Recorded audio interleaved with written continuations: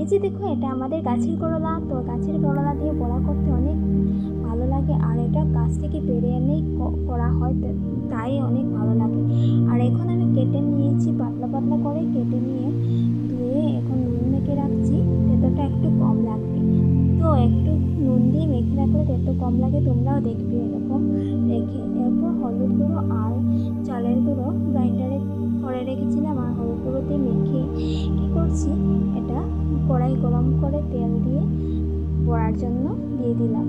তো একে একে সবগুলা দিয়ে দেওয়ার পর এক সাইড হয়ে যাওয়ার পর অপর সাইডের জন্য আমি এটাকে ওপিট ওপিট করে রেখে দিয়েছি।